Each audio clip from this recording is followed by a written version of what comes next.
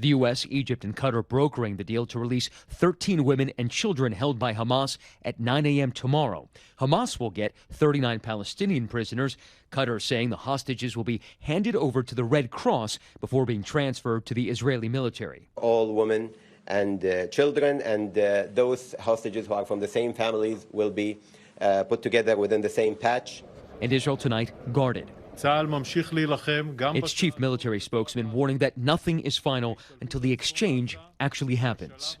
And for the families of the hostages, the wait is agony, especially for those who know their children are not on the list.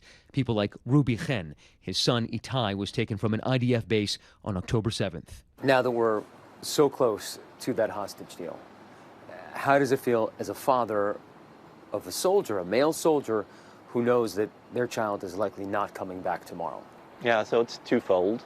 One, I have established a new family of 240 new family members that each one of us are together. And I'm sure, Matt, when you have a family member that is celebrating some sort of event, you need to be joyful for him. But this framework needs to be continued to the next leg. And the next leg should not happen a year from now. It needs to happen soon. And once it begins, desperately needed aid is expected to start flowing in from the Rafah border into a decimated Gaza. On Wednesday, we traveled to Al-Shifa Hospital, Gaza's largest. That UN bus loaded with patients and displaced people evacuating the hospital. The director of Al-Shifa later pulled off one of those buses and detained. Israel's security service said it questioned him about the weapons caches they found and tunnels running beneath the hospital's largest building. The IDF, which screened our footage for security purposes, taking us into one of those tunnels right beneath the complex's largest building. We drop in. It's pretty tight in here. I mean, is this part of the hospital?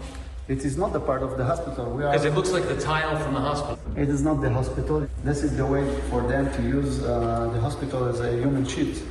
We saw no evidence of a command and control complex, but tonight the IDF releasing new video of a drone flying through the entirety of that tunnel, then flying up and showing the two entrances in the hospital complex. Our thanks to Matt. Stay with ABC News for continuing coverage of the ceasefire and release of